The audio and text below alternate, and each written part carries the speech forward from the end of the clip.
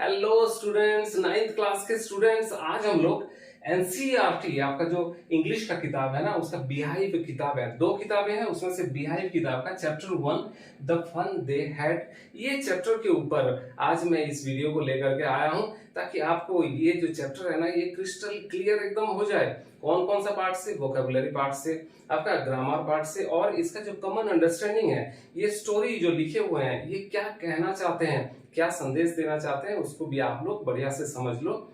मेरा नाम है विश्वजीत पुरोहित, और ये ऑथर जो हैं, इसके जो राइटर हैं, राइटर का नाम है आइजैक एसिमोव। वो अमेरिकन राइटर थे, 500 से भी ज्यादा किताबें वो लिख चुके हैं। और आपको जानकर ताज्जुब होगी कि वो राइटर ऑथर तो थे, लेकिन वो बोस्टन यूनिवर्सिटी में बायोकेमिस्ट्री का प्रोफेसर थे। तो कोई भी वो चैप्टर जो लिखे हुए हैं या कोई भी स्टोरी लिखे हुए हैं, उसमें डेफिनेटली वो साइंस को तो उसमें डाले ही होंगे। तो वो जो लिखे हैं द फन दे हैड, दे कौन है इसमें, वो दे जो है वो कैरेक्टर्स कौन कौन है, वो चलिए इस स्टोरी में जब घुसेंगे ना, आपको पता चलेगा। ये स्टोरी 4 कैरेक्टर्स के ऊपर बेस्ड है। 4 कैरेक्टर्स में से पहला है मार्गी, जो कि 11 इयर्स की एक गर्ल है, वो स्टूडेंट है। उसके बाद टॉमी 13 इयर्स का एक बॉय है, वो भी स्टूडेंट है। मिसेस जॉन्स, जो कि मार्गी की मदर होंगे। और लास्ट में चौथा कैरेक्टर है काउंटी इंस्पेक्टर। काउंटी इंस्पेक्टर के बारे में हम लोग पढ़ेंगे। तो ये 4 कैरेक्टर के ऊपर ये स्टोरी आधारित है। तो चलिए इन लोगों का रोल्स के बारे में भी पढ़ेंगे, और बहुत इंटरेस्टिंग टॉपिक है, इसमें बने रहिए। आप कुछ डेफिनेटली आप कुछ ना कुछ ग्रेस्प करेंगे, और आपकी परफॉर्मेंस डेफिनेटली अपग्रेड होगा। तो चलिए स्टार्ट करते हैं इस स्टोरी को। वीडियो शुरू करने से पहले मैं स्टूडेंट्स आपको एक कॉमन सा सवाल करना चाहता हूं। आप जिस स्कूल में पढ़ने जाते हैं, उस स्कूल की 3 अच्छी चीजें आपको क्या लगती हैं, उसको कमेंट सेक्शन में लिख दीजिए। आपको 3 चीजें बुरी क्या लगती हैं स्कूल की, उसको भी कमेंट सेक्शन में आप लिख दीजिए। वीडियो को पॉज करके पहले कमेंट सेक्शन में आप लिख दीजिए, उसके बाद फिर इस वीडियो को फिर ऑन करिए, और वीडियो में हम लोग चैप्टर में डायरेक्टली जाएंगे, उसको फिर आप एंजॉय करिए ये चैप्टर को। चलिए चैप्टर को शुरू करते हैं, बहुत ही इंटरेस्टिंग चैप्टर है, और चलिए स्टार्ट करते हैं, बने रहिए। Margie even wrote about in that night in her diary. On the page headed 17th May 2157, she wrote, "Today Tommy found a real book." Students, इस पैराग्राफ से हमको पता चल रहा है मार्गी जो 11 इयर्स की गर्ल एक स्टूडेंट है, वो डायरी मेंटेन कर रही है। और किस डेट, डायरी मेंटेन करने से क्या करते हैं हम लोग, हेडिंग दे देते हैं। इस तारीख को हम लिख रहे हैं, उसके नीचे फिर हम लोग लिखने लगते हैं। तो मार्गी लिख रही है 17 मई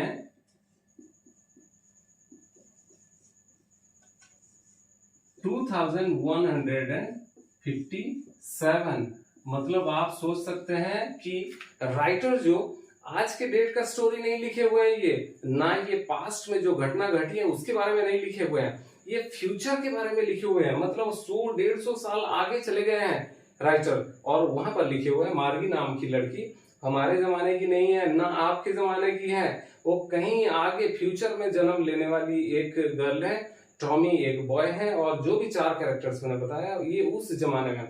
डोरेमन तो आपने देखा ही होगा। डोरेमन किस जमाने की है, 22वीं सदी की डोरेमन है। वो आकर के हमारे जमाने में आकर के वो नोबिता के साथ अपना खेल कूद रहती है। तो उसी तरह से आपने और भी इंटरेस्टिंग चीजें देखा होगा, आपने किसी मूवीज वगैरह में देखा होगा, या कोई कार्टून शो में देखा होगा, उसमें भी टाइम ट्रैवल करते हैं। 100-150 साल, 1000-1500 साल आगे चले जाते हैं, फ्यूचर में चले जाते हैं, पास्ट में चले जाते हैं, पास्ट में स्टोन एज में चले जाते हैं, आइस एज में चले जाते हैं, फ्यूचर में जाते हैं। फ्यूचर में क्या क्या हो रहा है बहुत इंटरेस्टिंग रहता है। तो इसी तरह से फ्यूचर के बारे में ये राइटर इसमें लिखते हैं। 17 मई 2157 की एक स्टोरी को वो अभी लेकर के आ गए हैं। तो आप सोच सकते हैं कि राइटर फ्यूचर में जाकर के चीजों को लिख रहे हैं। साइंस एंड टेक्नोलॉजी का ऑथर है, राइटर है, तो साइंस और टेक्नोलॉजी के ऊपर ही लिखे हुए हैं।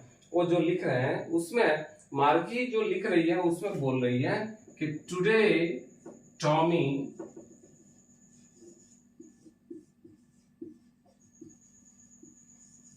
Found a real book.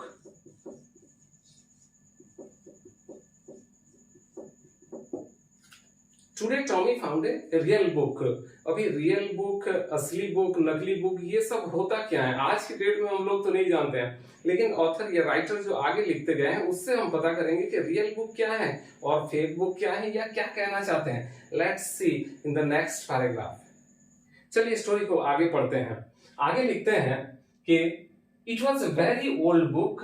Margie's grandfather once said that when he was a little boy, his grandfather told him that there was a time when all stories were printed on paper.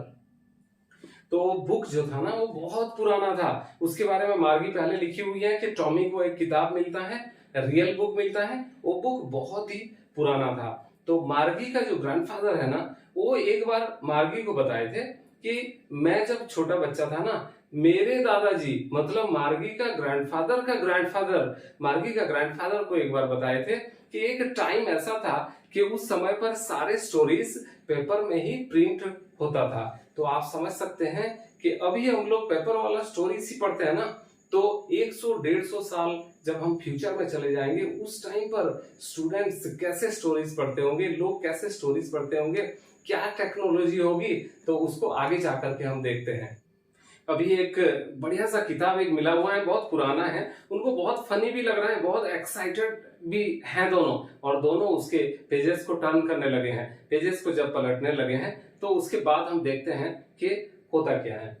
They turned the pages so which were yellow and crinkly, and it was awfully funny to read words that stood still instead of moving the way they were supposed to on a screen, you know. And then when they turned back to the page before, it had the same words on it and it had when they read it for the first time.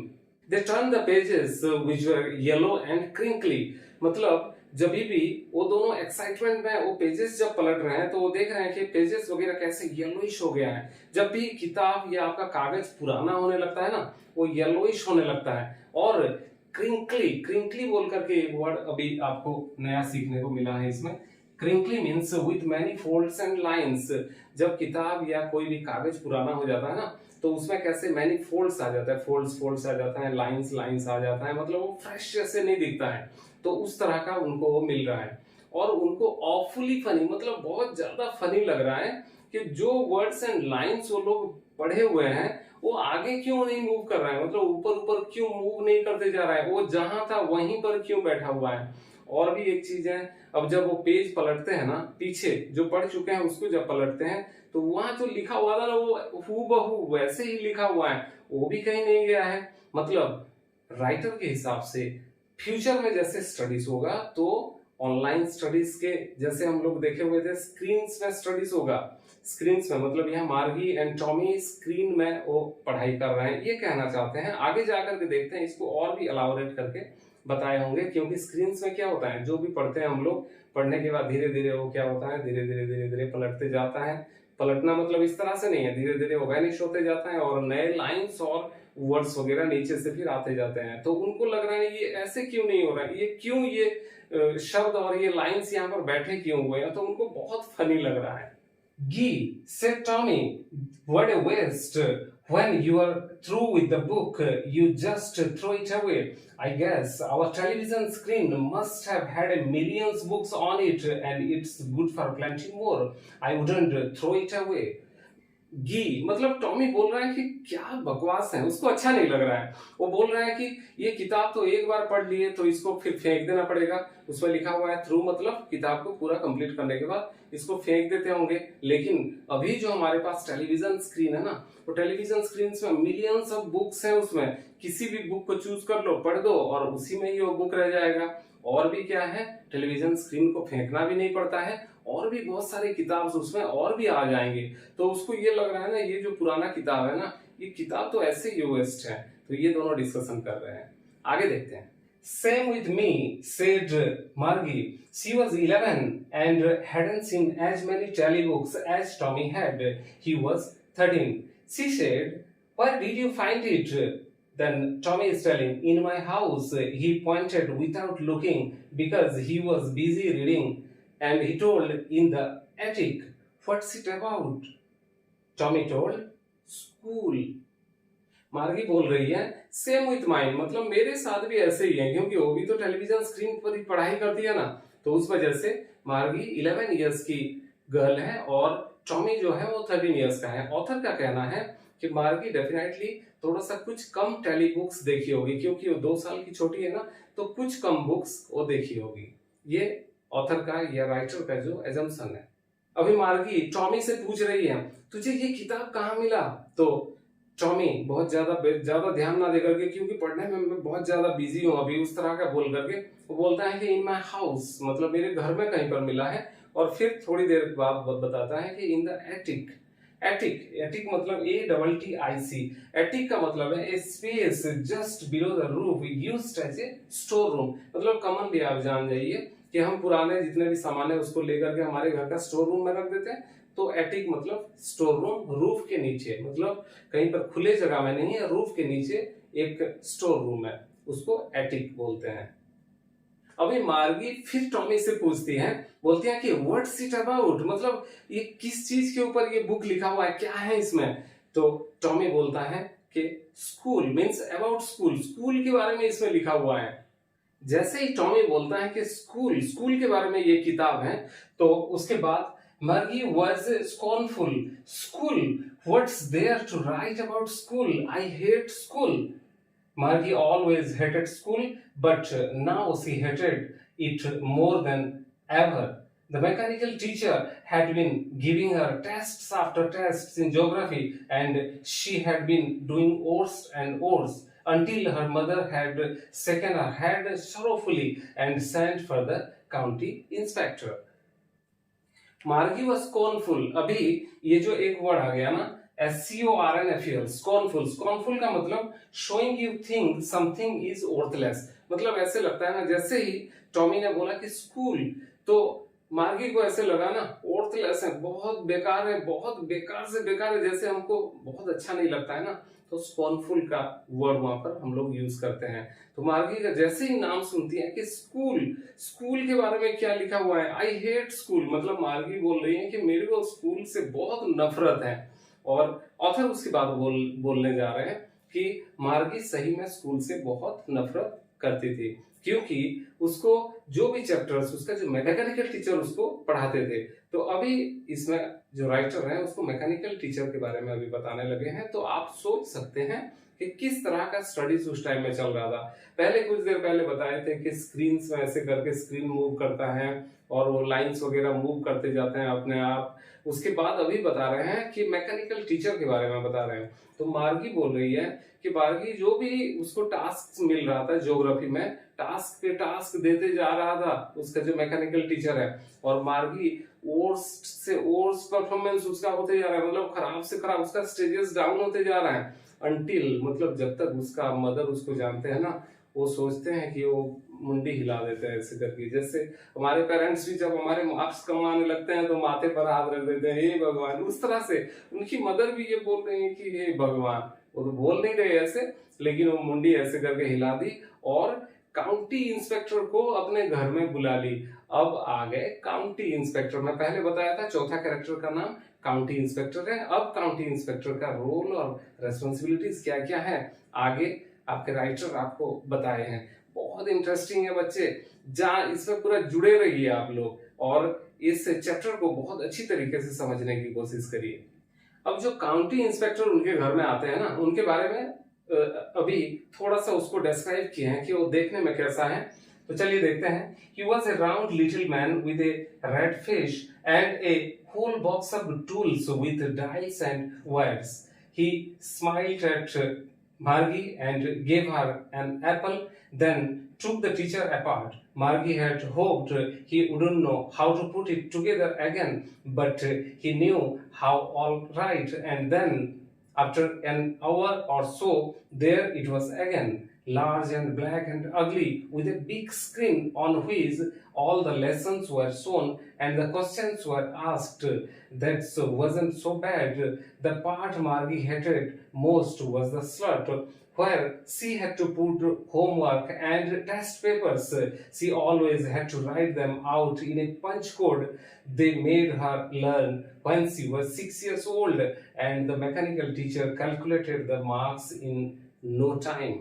He was a round little man with rat face. मतलब जो county inspector घर में पहुंचा ना, वो एक गोलू मोलू सा एक छोटा सा लाल कलर का, उसका चेहरा भी लाल हो गया है, ऐसा एक काउंटी इंस्पेक्टर उनके घर में पहुंचते हैं, जिसके हाथ में एक बॉक्स रहता है जिसमें बहुत सारे टूल्स रहता है, डायल्स एंड वायर्स वगैरह रहता है। जैसे कि आपके घर में कोई भी मैकेनिक आते हैं, कोई भी आपका इक्विपमेंट खराब हो गया, मैकेनिक आते हैं तो अपने हाथ में बॉक्स रखते हैं या बैग एक रखते हैं, उसके अंदर बहुत सारे टूल्स वगैरह रखे रहते हैं, वायर्स वगैरह। ऐसे ही काउंटी इंस्पेक्टर क्योंकि मैकेनिकल टीचर को ठीक करने के लिए आए हैं वो, तो उनके हाथ में ये बॉक्स एंड डायल्स वगैरह वो रहता है। तो जैसे ही मार्गी को देखते हैं तो उनका बैग से एक एप्पल निकालते हैं और वो एप्पल पकड़ा देते हैं मार्गी को, मार्गी तुम ये एप्पल खाओ, और वो मैकेनिकल टीचर को लेकर के अपार्ट चले जाते हैं, दूर चले जाते हैं उसको ठीक करने के लिए।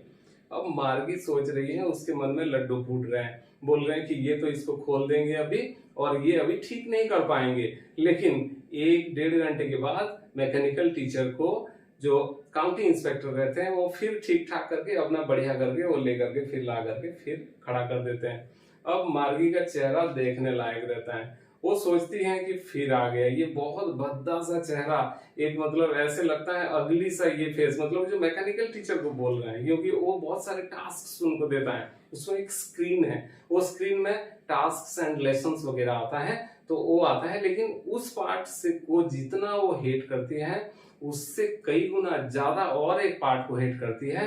वो पार्ट है, उसमें एक पार्ट रहता है जो कि स्लट मतलब जिसमें वो क्वेश्चन पेपर्स को डालती है या जो टास्क वगैरह देता है मैकेनिकल टीचर उसमें डालती है, उस पार्ट को बहुत ज्यादा हेट करती है। क्यों? क्योंकि जब क्वेश्चन पेपर्स वगैरह हमको कोई भी देता है ना और हमारा टेस्ट लेने लगता है ना, हमको सही में थोड़ा सा अटपटा जैसे फील होता है। उसी तरह से मार्गी को भी उसी तरह का फीलिंग्स आ रहा है।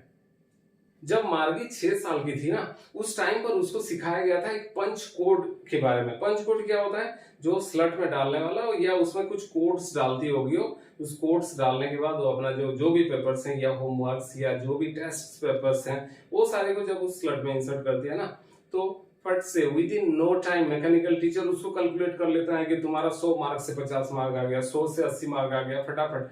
ऐसे तो नहीं है कि हमारे टाइम में जैसे हम लोग क्वेश्चन पेपर्स को जमा किए, टीचर्स उसको इवेलुएट करते रहे, 1 दिन 2 दिन तक करते रहे, तब तक हम लोग फुर्सत में बैठते हैं। लेकिन जब मैकेनिकल टीचर, या आपने भी देखा होगा कि जैसे ही उसको हम लोग MCQ फॉर्मेट में लेके जाते हैं, कंप्यूटर में उसको इवेलुएशन में डालते हैं, तो फट से उसका रिजल्ट आ जाता है। तो ठीक उसी तरह से उसका रिजल्ट भी आ जाता है। तो उस पार्ट को मार्गी बहुत ही ज्यादा मतलब हेट करती है।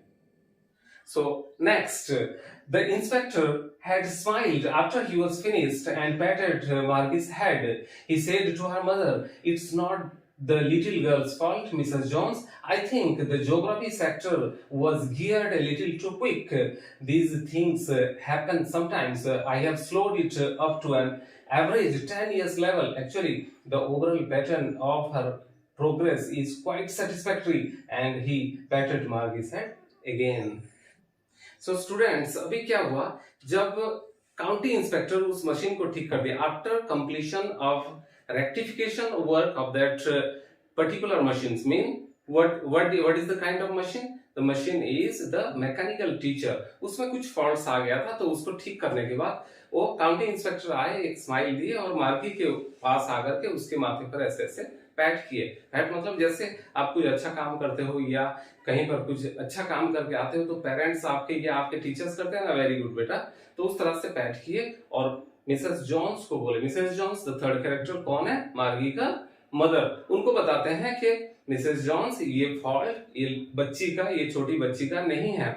एक्चुअली क्या हुआ था, ये मशीन में कुछ फॉल्ट आ गया था जिसके वजह से ज्योग्राफी सेक्शन गियर्ड अप हो गया था, मतलब थोड़ा सा गियर्ड अप। गियर्ड टू मतलब गियर्ड अप मतलब क्या है, थोड़ा सा जैसे हम गाड़ी में गियर डालते हैं ना 1 2 3, तो geared up and geared down, तो उसी तरह से गियर्ड अप मतलब थोड़ा सा प्रोग्रेसिव हो गया था, ज्यादा स्पीड में चला गया था, ज्यादा आगे चला गया था, तो उस वजह से वो ठीक से काम नहीं कर रहा था, तो उसको मैंने अभी एडजस्ट कर दिया है। इस लेवल में ला करके उसको सेट किया, मार्गी का जो स्टैंडर्ड था उस लेवल में ला करके उसको सेट किया। और क्या बोला, उसको थोड़ा सा मैं स्लो कर दिया हूँ। स्लो कर दिया हूँ मतलब ला करके मार्गी का जो स्टैंडर्ड है उसमें सेट कर दिया है। तो इस पैराग्राफ में एक वर्ड हमको नया मिला, GEARD, गियर्ड, और ब्रैकेट में टू है, गियर्ड टू मतलब adjusted to a particular standard और लेवल। अप स्टैंडर्ड नहीं है, डाउन स्टैंडर्ड नहीं है। तो मार्गी को समझ में नहीं आ रहा था ज्योग्राफी सेक्शन में उसका मार्क्स कम आने का क्या रीजन था, अभी इसमें से समझ में आ रहा है कि उसका लेवल हाई हो गया था मशीन का। अगर उस जगह में इंसान कोई टीचर रहते, जैसे हमारे तरह टीचर रहते, तो हम लोग क्या करते हैं, अपने आप को हम लोग एडजस्ट कर लेते हैं। लेकिन machines are to be adjusted, उसी वजह से काउंटी इंस्पेक्टर आए थे और वो उसको सेट कर दिए। काउंटी इंस्पेक्टर जो आए थे, अगेन वो मार्गी की तरफ देखे और उसको माथे पर थपथपाए, और उसके बाद क्या होता है, Margie was disappointed. She had been hoping they would take the teacher away altogether. They had once taken Tommy's teacher away for nearly a month because the history sector had blanked out completely. अभी मार्गी disappointed हो गई थी। वो सोच क्या रही थी कि मतलब अभी तो ये ठीक नहीं होगा, मींस मैकेनिकल टीचर ठीक नहीं होगा, और इसको काउंटी इंस्पेक्टर लेकर के 1 महीना 1.5 महीने के लिए लेके चले जाएंगे, बला टल जाएगा 1-1.5 महीने के लिए।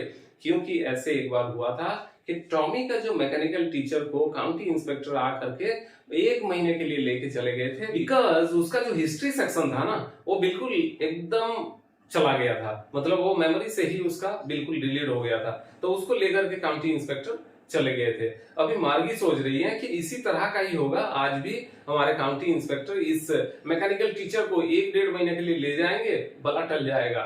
और हमारे स्कूलिंग टाइम का एक एक्सपीरियंस बताता हूँ आपको। हम जब स्कूलिंग में थे, जब हम लोग 5th स्टैंडर्ड में थे ना, उस टाइम में हमारा इंग्लिश टीचर थे ना, वो काफी हम लोगों को बिल्कुल एकदम जबरदस्ती पढ़ाते थे, और जबरदस्त भी पढ़ाते थे, अच्छा पढ़ाते थे। उस टाइम पर हमको नहीं रियलाइज होता था, तो वो ना आए बोल करके हम प्रेयर में खड़े रहते थे और यही प्रे करते थे कि सर आज तो इंग्लिश टीचर हमारे ना आए। तो ये था हमारा एक्सपीरियंस, हम सोचते थे कि ना आए। उसी वजह से एक्चुअली मार्गी भी सोच रही है कि ये मैकेनिकल टीचर जो हमारे पीछे पड़ा रहता है, कभी भी कहीं पर भी, तो ये चला जाए तो कुछ दिन तक हम रिलैक्स करें। ऐसे टीचर्स जो होते हैं ना, ये टीचर्स आपके लिए, आपका फ्यूचर के लिए बहुत अच्छे होते हैं। उसी इंग्लिश टीचर को मैं अभी बहुत बहुत थैंक्स बोलता हूँ, कभी भी मिलता हूँ तो उनका पैर छूता हूँ, और उनके वजह से क्या होता है, हमारा अपलिफ्टमेंट हो जाता है, हम किसी लेवल पर पहुंच जाते हैं। तो कभी भी आपको कोई भी टीचर्स डिसअपॉइंटेड लगे, या आपको फील हो कि ये टीचर तो पीछे पड़ा रहता है यार, ये पढ़ाने में ही लगा रहता है, तो आपको फ्यूचर में वो टीचर इतना, मतलब आपको लगेगा कि वो कितना वर्दी था, उस चीज को आप फ्यूचर में रियलाइज करेंगे। तो टीचर्स अगर डिसअपॉइंटेड फील करते हैं ना टीचर से, तो उस टाइम पर आप सोचिएगा कि आप लोग ब्लेस्ड हैं, आप लोग इतना ब्लेस्ड हैं कि एक अच्छा टीचर आपको मिला है। और एक अच्छा टीचर आपकी लाइफ में अगर मिल जाए ना बच्चों, तो आप कहां से कहां पहुंच जाएंगे, ये आप इमेजिन भी नहीं कर सकते। अभी फिर टॉमी और जो मार्गी थे ना, वो जिस बुक में वो लोग दोनों पढ़ रहे थे, जो रियल बुक बोल करके जो जिसको मार्गी बोल लिखी है अपने डायरी में, उस बुक में रिटर्न आते हैं, और फिर वो जहां पर पढ़ते रहते हैं, वहां पर फिर मार्गी को दिमाग में सवाल आता है। बोलती है, Margie said to Tommy, Why would anyone write about school? अरे स्कूल के बारे में क्या लिखा है? क्योंकि आपको पहले से ही आप जानते हैं कि मार्गी स्कूल को हेट करती है, उसको बहुत एनोइंग लगता है, वो स्कूल का सिचुएशन जो है ना, वो लगता है। अब Tommy looked at her with very superior eyes because it's not our kind of school, stupid। क्या बोलता है टॉमी? बोलता है कि ये हमारे तरह का स्कूल नहीं है, stupid करके बताता है। This is the old kind of school that they had hundreds and hundreds of years ago, he added loftily, pronouncing the word carefully, centuries ago। Tommy फिर बताता है कि ये हमारे तरह का स्कूल नहीं था, वो school hundreds and hundreds years of ago, मतलब centuries ago, बहुत पहले का स्कूल। हमारे तरह का स्कूल के बारे में इसमें थोड़े लिखा हुआ है, तो वो पहले भी बता चुका है कि स्टूपिड मतलब क्या बात करते हो, ये जो बुक में लिखा हुआ है ये बहुत पहले स्कूल के बारे में लिखा हुआ है, पहले कैसे स्कूलिंग चल रहा था, क्या चल रहा था, उसके बारे में लिखा हुआ है। और एम्फेसाइज करके बोलता है सेंचुरीज एगो, मतलब ये बहुत पहले का बात है। तो इस पैराग्राफ में एक वर्ड आता है, नया वर्ड, LOFTILY, लॉफ्टीली। लॉफ्टीली का मीन्स इन ए सुपीरियर वे, मतलब टॉमी क्या था, टॉमी 2 साल बड़ा था, किससे? मार्गी से। तो वो थोड़ा सुपीरियर अपने आप को सोच रहा था और वो सुपीरियर वॉइस में उसको बोलता है कि सेंचुरीज एंड सेंचुरीज अगो, तुमको कुछ समझ में नहीं आ रहा है क्या? जैसे मैं बोल रहा हूँ वैसे ही है, उस तरह से जैसे आपका सीनियर्स या आपके जो भी पोजीशन में रहते हैं, जो लोग इस तरह से बात करते हैं, लॉफ्टीली बात करते हैं, तो उस वर्ड को यहाँ पर आपको एक नया सीखने को मिला है। तो जैसे ही टॉमी इसको लॉफ्टीली और इन सुपीरियर आइज दिखा करके बोला, तो क्या हुआ? Marky was hurt. Well, I don't know what kind of school they had all that time. She read the book over his shoulder for a while, then said, anyway, they had a teacher. तो अभी अपने आप को hurt feel की हो, जैसे उसने मतलब लॉफ्टीली और जो सुपीरियर आइज दिखा करके टॉमी उससे बात किया, तो वो थोड़ा सा हर्ट फील की। बट हर्ट फील करने के बाद भी उसमें जो क्यूरियोसिटीज था उसको जानने के लिए वो बोले कि ये किस तरह का स्कूल है, मेरे को कुछ समझ में नहीं आ रहा है। और वो फिर पूछा लास्ट में, क्या उनका भी एक टीचर रहते थे? तो अभी टॉमी बताता है, sure they had a teacher but it wasn't a regular teacher, it was a man. वो एक आदमी रहता था, वो रेगुलर टीचर, हमारे तरह मैकेनिकल टीचर रेगुलर जो घर में रहता है उस तरह का टीचर नहीं था। इट वाज ए मैन, एक आदमी था। उसको सुनते ही एस्टोनिश्ड होकर के मार्गी बोलती है, man, how could a man B a teacher? क्या बोल रही है मार्गी कि एक आदमी कैसे टीचर बन सकता है? उसके बाद टॉमी फिर बताता है, well he just told the boys and girls things and give them homework and ask them question. ये क्या बताता है? फिर टॉमी बोलता है कि वो एक रेगुलर टीचर नहीं रह करके एक आदमी रहता था, वो क्वेश्चन आंसर्स कराता था बच्चों से, होमवर्क देता था और क्वेश्चन आंसर्स को वो चेक करता था। ये उस टीचर का काम रहता था उस टाइम पर, ये बताता है टॉमी। अभी मार्गी फिर बोल रही है टॉमी को कि a man isn't smart enough, मतलब एक आदमी इतना स्मार्ट हो सकता है? जैसे उनका मैकेनिकल टीचर बहुत स्मार्ट है उनको लगता है, तो वो बोल रही है कि a man isn't smart enough. तो उसमें टॉमी बोलता है कि श्योर ही इज, एक आदमी बिल्कुल एकदम स्मार्ट हो सकता है। My father knows as much as my teacher, मेरे पिताजी जो है ना वो बिल्कुल मेरा जो मैकेनिकल टीचर है ना उसके तरह स्मार्ट है, उसके तरह ही सब कुछ जानते हैं, ये बताता है। So he knows almost as much, मतलब मैकेनिकल टीचर जितना जानता है उतना जानते हैं। और उसमें बोलता है आई बैटशा, बैटशा, बैटशा मीन्स BETCH, एक नया वर्ड अभी सामने आया है। इसका मीनिंग है जैसे बैट करते हैं हम लोग, बातों बातों में कभी कभी लग जाते हैं ना, बोलते हैं कि मैं शर्त लगा रहा हूं, तो उस तरह का अमेरिकन इंग्लिश में ये एक कॉमन एक मतलब एक अंडरस्टैंडिंग है लोगों में, या बोलते हैं वहां पर आई बैटशा। अब टॉमी जैसे ही बैट का वॉइस में बोलता है कि मैं मतलब आई बैटशा, तो अभी मार्गी को भी ऐसे फीलिंग्स आ गया होगा कि मैं भी थोड़ा सा इससे पंगा ले लूं। But this time what Margie did, Margie wasn't prepared to dispute that, मतलब किसी तरह का डिस्प्यूट करना नहीं चाहती थी, किसी तरह का मतलब वो डिस्टर्बेंसेस उसमें नहीं चाहती थी। She said I wouldn't want a strange man in my house to teach me, बताती है कि मेरे घर में एक स्ट्रेंज आदमी कोई आए और मुझे पढ़ाए, मुझे ये बिल्कुल अच्छा नहीं लगता है। टॉमी स्क्रीम्ड विद लाफ्टर, अभी टॉमी स्क्रीम्ड विद लाफ्टर मतलब मजाक उड़ाने की तरह थोड़ा सा हंसते हुए वो थोड़ा सा जोर से बोलता है कि यू डोंट नो मच, तुम्हें कुछ भी पता नहीं है मार्गी। The teachers didn't live in the house. They had a special building and all the kids went there. And all the kids learned the same thing. Sure, if they were the same age. अभी Tommy बताता है कि तुम जैसे सोच रहे हो कि घर में कोई इंसान आकर के रहता है और पढ़ाता है, ऐसे नहीं होता था। एक स्पेशल बिल्डिंग रहता था, उस बिल्डिंग में जाकर के सारे बच्चे पहुंचते थे और सेम एज ग्रुप के बच्चे वहां पर रहते थे, उनको एक ही साथ पढ़ाया जाता था। तो ये था ओल्ड स्कूल का कंसेप्ट। ये बताने लगा, कौन बताता है? टॉमी बताता है, किसको? मार्गी को। उसके बाद डिस्कशन दोनों में आगे बढ़ता है, टॉमी और मार्गी में। अभी मार्गी बोलती है, but my mother says a teacher has to be adjusted to fit the mind of each boy and girl it teachers and that each kid has to be taught differently. अभी Margie बोल रही है, मेरी mother मतलब Mrs Johns बताते हैं कि teacher को एक एक स्टूडेंट के साथ मतलब उसका माइंड के साथ उसको सेट करना पड़ता है। और क्या बताती हैं, each boy and girls teachers and that each kid has to be taught differently. सारे किड्स है ना उनको डिफरेंटली पढ़ाना चाहिए, क्योंकि सब तो एक तरह से नहीं पढ़ सकते, सारे एक जगह में बैठ गए एक ही स्पीच में एक ही टीचर अपना टीचिंग्स दे रहा है, तो कैसे वो लोग ग्रैस्प करते होंगे। किसके दिमाग में चल रहा है, ये मार्गी के दिमाग में चल रहा है। Okay, just the same they didn't do it that way then. ये कौन बोलता है, ये बोलता है टॉमी बोलता है कि उस समय पर ऐसे कुछ नहीं होता था। उसके बाद वो एनॉयड फील करता है, बोलता है कि if you don't like it, अगर तुमको ये बुक नहीं पढ़ना है ना, you don't have to read the book, तुम जाओ, तुम इसको पढ़ने की जरूरत नहीं है। तो उसमें फिर मार्गी बोलती है कि आई don't say I don't like it, मैंने बोला नहीं ऐसे कि मुझे अच्छा नहीं लग रहा है, I don't like it. Margie said quickly she wanted to read about those funny school, उस फनी स्कूल्स के बारे में वो पढ़ना चाहती थी, इसीलिए वो बोल रहे हैं कि मैंने कब बोला कि मुझे अच्छा नहीं लग रहा है।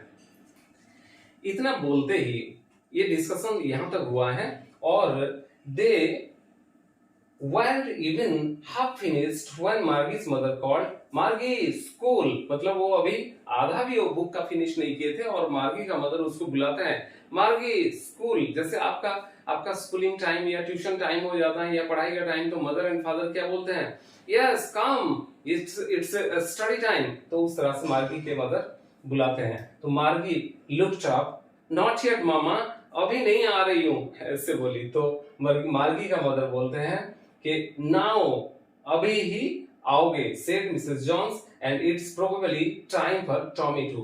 टॉमी का भी पढ़ाई का टाइम उसी टाइम पर हो चुका था, प्रोबेबली हो चुका था, मतलब लगभग उसी टाइम पर दोनों पढ़ने के लिए जाते थे।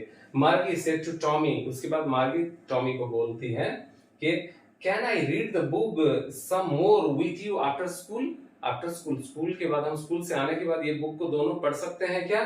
तो उसके बाद टॉमी बोलता है maybe, he said nonchalantly.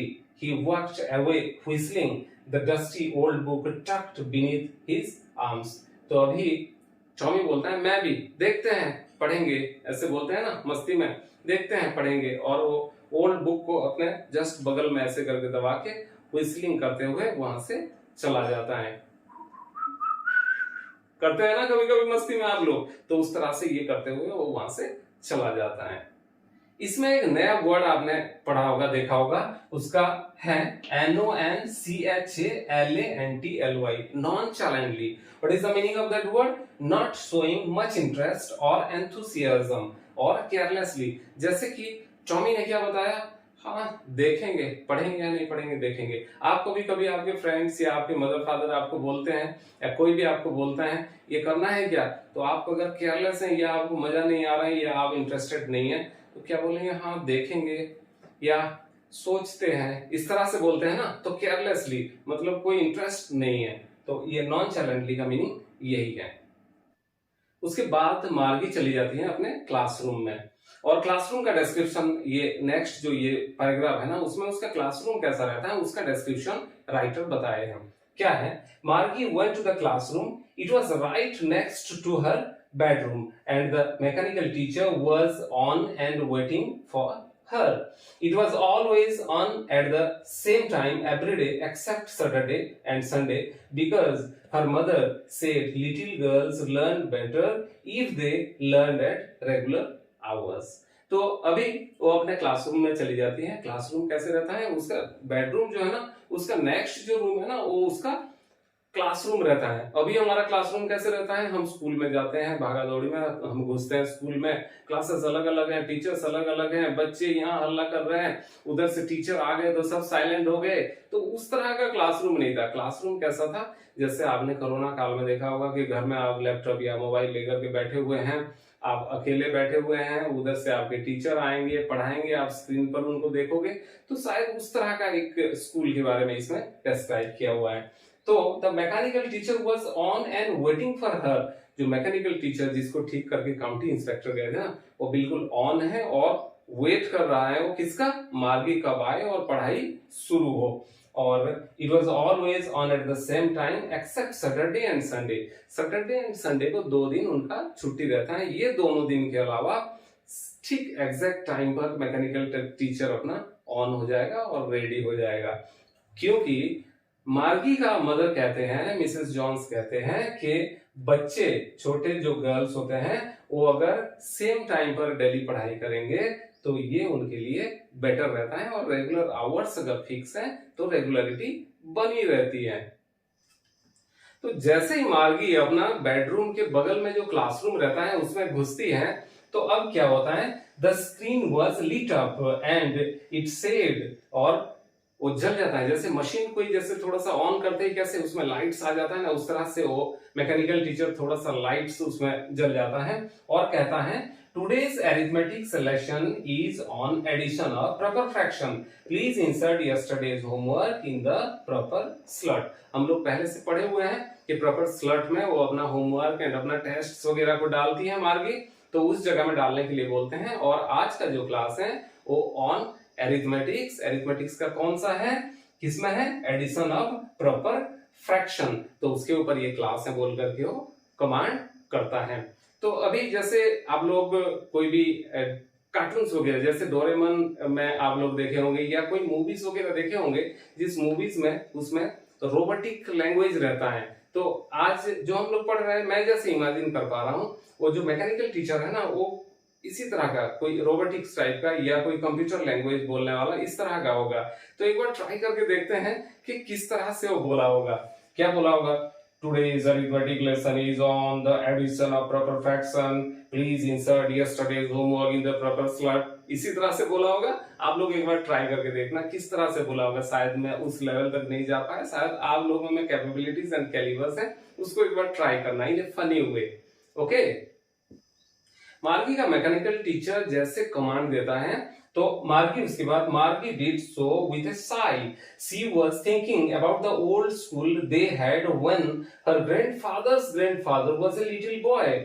All the kids from the whole neighbourhood came laughing and shouting in the schoolyard, sitting together in the classroom, going home together at the end of the day. They learned the same things so they could help one another with the homework and talk about it. And the teachers were people. तो अभी मार्गी उसका mechanical teacher उधर से कुछ ना कुछ पढ़ा रहा है, वो बोल रहा है कि ये फ्रैक्शन के बारे में हम जान रहे हैं, ये कर रहे हैं, वो कर रहे हैं। मार्गी अभी किस दुनिया में चली गई है, ये सोच रही है कि जो वो ओल्ड बुक मिला था ना, जो रियल बुक मिला था ना, वो रियल बुक के बारे में वो सोच रही है। वो सोच रही है कि उसका ग्रैंडफादर जब स्कूल जाते थे, जो उसका ग्रैंडफादर ने उसको बताया था, तो वो जैसे बताए थे उस टाइम में बच्चे सभी एक ही तरह से मतलब स्कूल के लिए जाते होंगे, फिर वहां पर हल्ला गुल्ला करते होंगे, स्कूल यार्ड में बहुत मजा मस्ती करते होंगे, फिर क्लासरूम में एक ही साथ पढ़ते होंगे, एक ही साथ खाते पीते होंगे, एक ही साथ फिर क्लास जैसे खत्म होता है वो घर आते होंगे दिन का लास्ट में, तो आते होंगे एक ही साथ वो लोग फिर अपना चीजों को शेयर करते होंगे, क्योंकि एक ही चीज तो क्लास में पढ़ाया हुआ था, तो सब डिस्कशन करके होमवर्क भी करते होंगे और उस टॉपिक के बारे में डिस्कशन भी कर पाते होंगे। और उस टाइम में सबसे मजेदार चीज क्या थी कि उस टाइम में जो टीचर्स थे वो इंसान थे। तो ये किसके दिमाग में ये सब चल रहा है, उधर मैकेनिकल टीचर अपना फ्लैश कर रहा है, पढ़ाते जा रहा है, और मार्गी अपने ख्यालों की दुनिया में खोई हुई है। ओके, अभी मार्गी अपनी ख्यालों की दुनिया में घूम रही है, वो किताबों में जो सब लिखा हुआ है उसको विजुअलाइज कर रही है, और उस टाइम पर मैकेनिकल टीचर क्या है वो तो देख नहीं पा रहे हैं कि वो क्या कर रही है, तो वो अपने स्क्रीन पर फ्लैश कर रही है। क्या फ्लैश कर रहा है, the mechanical teacher was flashing on the screen when we add fraction 1/2 and 1/4 and so on. क्या बोल रहा है मैकेनिकल टीचर, बोल रहा है कि क्योंकि फ्रैक्शन का एडिशन के बारे में पढ़ा रहा है तो बोल रहा है 1/2 एंड 1/4 को जब हम ऐड करते हैं तो ब्ला ब्ला ब्ला ऐसे बोल रहा है। अभी मार्गी सोचने लग रही है क्या कि Margie was thinking about how the kids must have loved it in the old days. She was thinking about the fun they had. अभी मार्गी सोच रही है कि Margie was thinking about how the kids must have loved it in the old days. मतलब कितना मजा आता होगा उस ओल्ड डेज में, hundreds and hundreds years back में जब हिस्ट्री में जाएंगे तो उनको कितना मजा आता होगा, वो कितना मौज मस्ती करते होंगे अपने दोस्तों के साथ, स्कूल में पढ़ाई भी करते होंगे, खेल कूद भी करते होंगे, ऐसे सोच रही है। और लास्ट में बोलती है she was thinking about the fun they had, वो किस बारे में सोच रही है, द फन दे हैड, मतलब दे का मीनिंग क्या है बच्चों, यहाँ पर दे का मीनिंग है उनके ग्रैंडफादर के टाइम में जो स्कूलिंग चल रहा था, जो किड्स थे उस टाइम पर जो पढ़ाई करने के लिए जाते थे, उनके बारे में वो कितने मजे नहीं लिए होंगे, इस बारे में वो सोच रही थी। मैकेनिकल टीचर उधर से वो पढ़ा रहा था।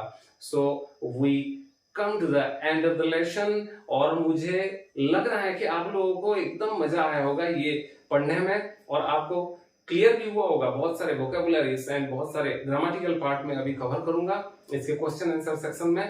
क्वेश्चन आंसर सेक्शन को भी पक्का उसको गो थ्रू होना है, बिकॉज क्वेश्चन आंसर सेक्शन से ही आपका मार्क फेचिंग और आपका एग्जाम पॉइंट ऑफ व्यू से मैं बताऊंगा कि क्या क्या इंपोर्टेंट है। आपका वोकेबुलरी इंप्रूवमेंट और आपका ग्रामर इंप्रूवमेंट इस सेक्शन के बाद में बताऊंगा, तो इसमें अभी बने रहिए। So students, we have completed the explanation part of the chapter. Okay, I think you all are very clear now, and we'll go to the question answer section now, because the question answer section is very important for you, because at the end of the session, no, you have to sit in the examination and you have to write. So before writing all the questions, if you have understood all the things very well, your fundamental is clear, the theory is clear, your grammatical part is clear, then you can write it very comfortably. And I think I have explained you in a very simple, and in Hindi also I have explained you. So you'll rock, I think. Okay, you'll do very well in your exam. So let us go to the question answer section. But before going to the question answer section, मैं आपको पहले एक homework दिया था बच्चों। Homework में क्या बताया था कि आपके स्कूल के बारे में आप 3 चीजें अच्छा क्या लगता है उसको लिखिए कमेंट सेक्शन में, और उसके बारे में आपको अच्छा क्या नहीं लगता है 3 पॉइंट्स लिखिए जिस पर आपको इंप्रूवमेंट चाहिए। तो आई होप आप लोगों ने सभी कमेंट सेक्शन में उसको लिख दिया होगा, और आप अगर नहीं लिखे हैं तो अभी भी आप कमेंट सेक्शन में जाकर के आप लिख सकते हैं। So without wasting any moment, because your time is very valuable, I know, let us go to the question answer section. So the first question is, how old are Margie and Tommy? So these questions are very short answer type questions. So before going to the question, I'll tell you, answer these questions in a few words or a couple of sentences is, मतलब कुछ words में और कुछ 2-3 sentences में इसको खत्म करना है। So first question is, how old are Margie and Tommy? Margie and Tommy कितने उम्र के थे? आप लोग अगर चैप्टर को बढ़िया से सुने होंगे तो मार्गी कितने उम्र की थी? मार्गी थी 11 इयर्स की और टॉमी था 13 इयर्स का। तो सिंपली लिखेंगे हम लोग, मार्गी is 11 and Tommy is 13 years old. मार्गी 11 साल की और टॉमी 13 इयर्स ओल्ड है। The next question is, what did मार्गी राइट इन अ डायरी? मार्गी अपने डायरी में क्या लिखी थी? क्या लिखी थी? याद करिए, मार्गी बस इतना ही लिखी थी कि today Tommy found a real book, और कुछ लिखी थी? No. So let us write the answer. Margie wrote in a diary, today Tommy found a real book. Okay, the next question is, the third question is, had Margie ever seen a book before? क्या Margie पहले से कोई book देखी थी? क्या देखी थी वो? नहीं देखी थी। तो let us write the question, Margie had never seen a book before. The fourth question is, what things about the book did she find strange? She means Margie. Margie को इस बुक में क्या क्या चीजें स्ट्रेंज लगा? So the things about the book that she found strange were the followings. क्या क्या उसको स्ट्रेंज लगा, अटपटा लगा? वो चीजें क्या क्या था? पहला था, The papers of the book were yellow and crinkly. कैसे था उसका बुक का जो पेपर्स, क्या हो गया था? ओल्ड होने के कारण वो येलोइश हो गया था और क्रिंकली हो गया था, लाइंस एंड उसमें थोड़ा सा सलवटे ऐसे आ गया था। So first of all you have to write the answer in first point. Okay, second point, the words stood still instead of moving. जो वर्ड्स उसमें था बुक में ना, वो मूव नहीं कर रहा था, जैसे कंप्यूटर स्क्रीन में मूव करता है ना, टेलीविजन में जैसे मूव करता है अपने आप, ऐसे मूव नहीं कर रहा था, वो उसको स्ट्रेंज लगा। And the third point is that when they turn back to the previous page, it still had the same words on it that it had when they first read it. मतलब जैसे ही previous page में हो जाते हैं ना, तो previous page में जाने से वही सब वर्ड्स, वही सब लाइंस वगैरह वहीं बैठे रहते हैं, मतलब वो कहीं गए हुए नहीं रहते हैं, मूव किए हुए नहीं रहते हैं, वहीं पर रहता है. So these all are the three strange things which Margie found in the real book. So now let us go to the fifth short question. Fifth one says, what do you think a tally book is? ये tally book मतलब क्या होता है, क्या सोच पा रहे हैं आप tally book बोलने से, वो पूछना चाहते हैं. तो let us go to the answer part. So the answer part, I think the tally book must be a book that get displayed on the screen of the television. मतलब television का जो स्क्रीन में जो book मतलब दिखाई देता है उसको टेली बुक कहते हैं. Very simple. Let's go to the next one. So the question 6, where was Margie's school? Did she have any classmates? So पूछ रहे हैं क्वेश्चन में, वेयर वाज मार्गी स्कूल? मार्गी का स्कूल कहाँ था और उसका कोई क्लासमेट्स थे क्या, बोल करके क्वेश्चन पूछ रहा है. तो जस्ट रिकल, उसका स्कूल कहाँ था, उसका क्लासरूम कहाँ था और उसका जो क्लासमेट्स वगैरह थे क्या, आप बताइए पहले. नहीं, उसका स्कूल कोई नहीं था. उसका जो क्लासरूम था ना, जस्ट उसका बेडरूम का बगल में उसका क्लासरूम था और उसका कोई क्लासमेट्स नहीं थे. सो आंसर क्या लिखेंगे? Margie's school was next to her bedroom. No, she didn't have any classmate. Okay, the part is clear. Next, let us go to the seventh question. Seventh question says, what subject did Margie and Tommy learn? क्या subject मार्गी और Tommy पढ़ाई करते थे? तो book में जब हम लोग इसी चैप्टर में गो थ्रू होते हैं ना, दैट टाइम बुक में लिखा हुआ है कि उनको कौन कौन से 3 सब्जेक्ट के बारे में लिखा हुआ है. Just recall it. The answer will B, अब रिकॉल करने से ये पता चलेगा, Margie and Tommy learned geography, history and arithmetic. So these all are the subjects which is being mentioned in the chapter only. उसके बाद कोई सब्जेक्ट पढ़ते थे, क्या पढ़ते थे, वो वहां पर ऑथर या जो राइटर वो उसको मेंशन नहीं किया. ये 3 सब्जेक्ट के बारे में लिखे हैं, तो हम लोग भी पर्टिकुलरली इसी 3 सब्जेक्ट के बारे में ही हम लिखेंगे. ओके, तो चलिए नेक्स्ट क्वेश्चन की तरफ बढ़ते हैं. क्वेश्चन में क्या है? Answer the following with reference to the story. Answer the following with reference to the story. Story का रेफरेंस में इसका आंसर करिए. क्वेश्चन 1, पहला क्वेश्चन कहता है, I wouldn't throw it away. I wouldn't throw it away. ये एक just एक सेंटेंस है.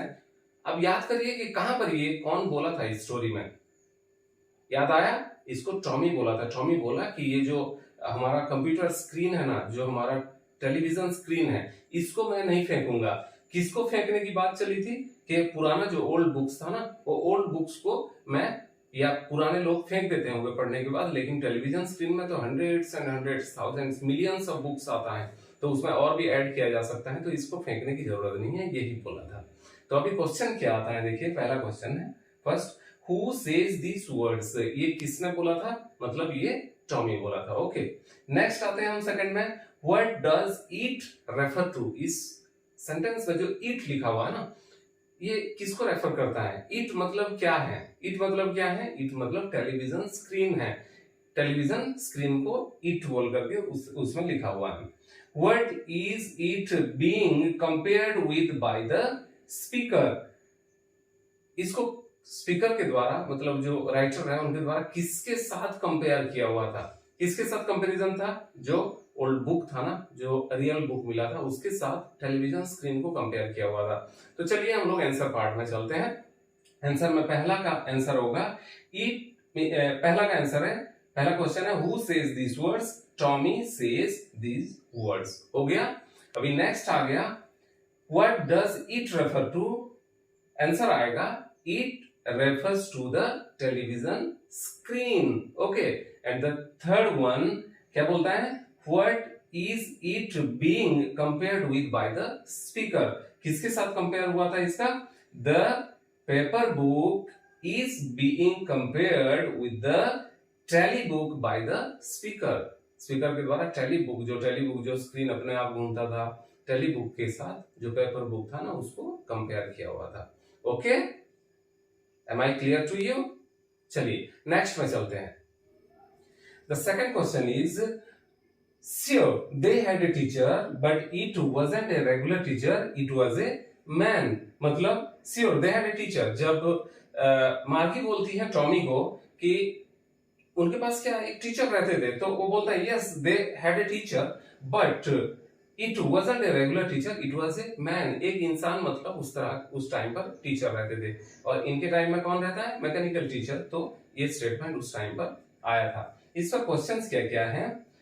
Who does they refer to? ये सेंटेंस में they refer to मतलब ये they जो लिखा हुआ है किनके लिए लिखा हुआ है?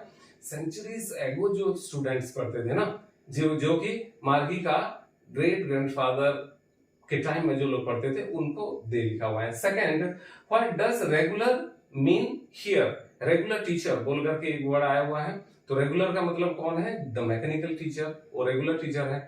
और वो लोग जो बुक में पढ़ रहे थे उसको उनके हिसाब से इरेगुलर टीचर के हिसाब से वो लोग ले रहे हैं। And the third question is what is it contrasted with? ये जो इट लिखा हुआ है ना, ये कंट्रास्ट किसके साथ कर रहा है? कंट्रास्ट मतलब समझते हैं, कंट्रास्टिंग मतलब जस्ट ऑपोजिट, है ना। लाइक कोई दुकान में आप जाएंगे ना, आप कंट्रास्ट कलर का ड्रेस लीजिए ना, आपको अच्छा लगेगा, मतलब अलग अलग कलर का, इधर अगर व्हाइट है तो उधर ब्लैक, उस तरह का। तो कंट्रास्ट मतलब कंपैरिजन टाइप का, कंपैरिजन भी किया जाता है। तो पहला क्वेश्चन का आंसर है what does they refer to? They refers to the student centuries ago, ये answer. They refers to the student centuries ago. उसके बाद next one is what does regular mean here? यहाँ रेगुलर का मतलब क्या है बोल करके बोल रहा है। So the answer will be regular means the usual of the people in 2157, और इन ए सिंपल लाइन आप लिख दीजिए here regular teacher means the mechanical teacher। तो इसमें आंसर पार्ट में here regular teacher means the mechanical teacher, ये second हो गया। And the third one is what is contrasted with? it किसके साथ कंट्रास्ट कर रहा है? उसका आंसर में आ जाइए, the mechanical teacher is contrasted with human as teacher of earlier time, जैसे मैंने पहले बताया था। तो ये दो कंप्लीट हो गया। Next let us go to the third question. Okay, so now students, अभी जो क्वेश्चन आएगा उसको 30 वर्ड्स में हमको लिखना है, मतलब 4-5 लाइन के अंदर हमको उसको कंप्लीट कर देना है। या अगर लॉन्ग लाइंस अगर हम बना रहे हैं स्टोरी को याद करके, तो उसमें 3-4 लाइंस में उसको कंप्लीट कर देना है। The question sir, answer each of this questions in A short paragraph about 30 words, ये लिखा हुआ है, मतलब छोटा सा एक पैराग्राफ में उसको कंप्लीट करना है। So let us go. It is very simple and very easy because you have already gone through the chapter. आपके दिमाग में पूरा बैठ गया है। ओके, तो अभी उसको कैसे बनाना है, चलिए मैं आपको जस्ट गाइड कर पाऊंगा। उसके बाद आप जब एग्जाम में बैठेंगे ना, उस टाइम पर आप लिखिए, आपके दिमाग इस्तेमाल करके लिखिए, जो भी आप थ्योरीज वगैरह में पढ़े हैं ना, उसको याद करके, स्टोरी के बारे में पढ़े हुए हैं उसको याद करके लिखिए, बहुत बेहतरीन लिखेंगे आप लोग। So first question is what kind of teachers did मार्गी एंड टॉमी हैव? मार्गी एंड टॉमी के पास किस तरह के टीचर थे? बिल्कुल सिंपल है एकदम, बहुत अच्छी तरीके से जानते हैं, मैकेनिकल टीचर्स थे। So let us go to the answer now. Answer, Margie and Tommy had mechanical teachers. The mechanical teachers had big screen on which all the lessons were shown and questions were asked. The children were taught through computer and television screen. They did not have a human teacher. तो बहुत simple है, इसको आप थोड़ा सा just पढ़ लीजिए और दिमाग में बैठेगी, आप सिंपली लिख पाएंगे। The next question is question 2, why did Margie's mother send for the county inspector? County inspector को अपने घर में बुलाते हैं, तो इसमें लिखा हुआ है उसके पास क्यों भेजते हैं, किसको? मैकेनिकल टीचर को क्यों भेज देते हैं? क्यों भेजते हैं हमको अच्छे से पता है। Let us directly go to the answer. The answer will be Margie's mother sent the county inspector because the mechanical teacher of Margie was not functioning properly. It kept giving Margie geography tests and Margie was performing course every time. Margie's mother was concerned and thus sent for the county inspector. क्या हुआ था? क्योंकि उसका मतलब marks geography section में कम पे कम आते जा रहा था, तो मार्गी का मदर को बहुत ज्यादा मतलब वो ये कंसर्न थे कि हो क्या रहा है बच्चे के साथ, तो उस वजह से उसको काउंटी इंस्पेक्टर के पास रेफर कर दिए। तो this is the best answer. And the third question is question 3, what did he do? What did he do? He मतलब कौन है? County inspector. काउंटी इंस्पेक्टर आकर के क्या किया? वो आते ही पहले मार्गी को एक एप्पल दे दिया और स्माइलिंग फेस में एप्पल दे दिया और क्या किया, अपार्ट ले लिया। किसको? मैकेनिकल टीचर को थोड़ा सा अपार्ट ले लिया, दूर ले लिया, और उसके बाद उसके साथ जो भी उसका ठीक करना था करके उसके बाद। तो ये चीज को हमको जस्ट लिखना है। कैसे लिखना है? The answer will be the county inspector smiled at Margie and gave her an apple. He took the mechanical teacher away from her. Then he fixed the mechanical teacher. He told Margie's mother that the geography sector of the mechanical teacher was geared a little too quick and that he had slowed it up to an average 10 years level. 10 साल का level में मैं उसको ले आया हूँ। तो ये था, ये आंसर आप थोड़ा सा देख लीजिए, दिमाग में बैठाइए। You can write it very well. Okay, question 4. Question number 4 क्या बोलता है? Why was Margie doing badly in geography? What did the county inspector do to help her? मार्गी क्यों मतलब ज्योग्राफी में इतना बुरा हाल था उसका, और काउंटी इंस्पेक्टर उसको हेल्प करने के लिए क्या किया? बहुत सिंपल है, हम लोग जानते हैं। चलिए सीधा आंसर सेक्शन में चलते हैं। Margie was doing badly in geography because the questions that were displayed on the screen of the mechanical teacher was too quick for her age. उसके एज के हिसाब से वो थोड़ा सा स्पीड हो गया था, गियर्ड अप हो गया था। अब county inspector, next part, county inspector क्या हेल्प किए? The county inspector slowed its speed to an average 10 years level so that Margie would be able to perform satisfactorily. थोड़ा सा उसको स्लो कर दिए, 10 years लेवल में ले आए, क्योंकि मार्गी उसको बढ़िया से परफॉर्म कर पाए।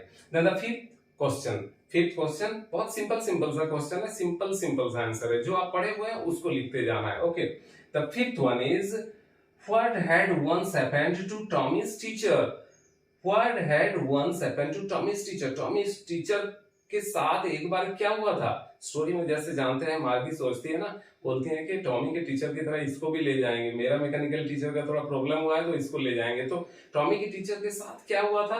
जस्ट याद करिए, बिल्कुल याद आ गया होगा आपको क्या हुआ था। उसको 1-1.5 महीने के लिए ले करके चले गए थे। Okay, so let us write the answer now. Tommy's teacher had to be taken away altogether for a month as the history sector has blanked out completely. उसका हिस्ट्री सेक्टर है ना, वो completely blank out हो गया था, तो उसको लेकर के चले गए थे। कौन? काउंटी इंस्पेक्टर लेकर के चले गए थे। And the sixth question is did Margie have regular days and hours for school? If so why? Margie का रेगुलर डेज एंड जो आवर्स था ना, वो क्या फिक्स था? पढ़ाई का फिक्स था। अगर ऐसा है तो क्यों है? क्योंकि उसका मदर बोलते थे कि नहीं, little girls study well when, कोई फिक्स टाइम जब रहता है ना, उस टाइम पर अच्छे से परफॉर्म कर पाते हैं बोल के मार्गी का मदर का एक उनका नोशन था। Okay, so the answer will B yes, Margie had regular days and hours for school because Margie's mother believed that little girls learned better if they learned at regular hours. Regular hours में पढ़ने से ठीक होता है। तो this is the answer. Let us go to the 7th number question. Okay, 7 number question में लिखा हुआ है How does Tommy describe the old kind of school? Old kind of school को टॉमी किस तरह से डिस्क्राइब किया हुआ है? किसमें? वो बुक्स में जो पढ़ रहे थे उस टाइम पर किस तरह से डिस्क्राइब करता है मार्गी को? Okay, the answer will be Tommy says that the old kind of school had special buildings. All the kids went to that building for studying. मतलब वो स्पेशल बिल्डिंग्स रहता था, वहां पर सारे बच्चे वहीं पर पढ़ने के लिए जाते थे, घर में नहीं पढ़ते थे। तो ये डिस्क्रिप्शन उसका रहता है। बहुत सिंपल है। चलिए नेक्स्ट, द 8th क्वेश्चन क्या बोलता है? How does he describe the old kind of teacher? School को डिस्क्राइब कर दिया, टीचर जो पुराने टीचर्स थे उनको कैसे डिस्क्राइब किया हुआ है? कौन डिस्क्राइब किया? He means Tommy. Okay, so the answer will be he tells Margie that the old kind of teachers were human instead of machines. The human teacher would educate the boys and girls and give them homework and ask question. Okay, तो क्या करते थे वो पुराने जो teachers थे ना, वो टीचर्स उनको होमवर्क देते थे और उनको पढ़ाते भी थे, और वो लोग ह्यूमन थे। Okay. So students, now we have reached to the long question part. So in the question it is telling answer each of these questions in 2 or 3 paragraphs, means 100 to 150 words each. So this will consist of the long question part, and we have to answer it within 100 to 150 words. So it might be somehow longer, so you have to write it and you have to think about the story and you have to write it of your own. So let us go to the question part. So the question says, question number 1, what are the main features of the mechanical teachers and the classroom that Margie and Tommy have in the story? मतलब man features क्या क्या है mechanical teacher और classroom का man features क्या है इस story में, जिसमें मार्गी और टॉमी जो स्टोरी में इसमें दर्शाया गया है उसमें इनका मैन फीचर्स क्या क्या है. So let us go to the answer part. Okay, the answer says that the mechanical teacher had big black screen on which lessons are displayed and questions are asked.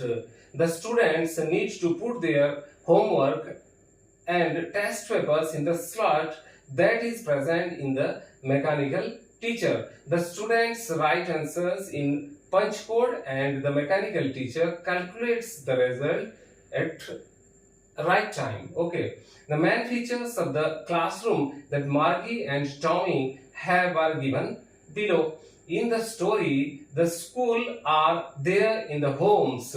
For instance, Margie's school was right next to her bedroom. The students do not have classmates.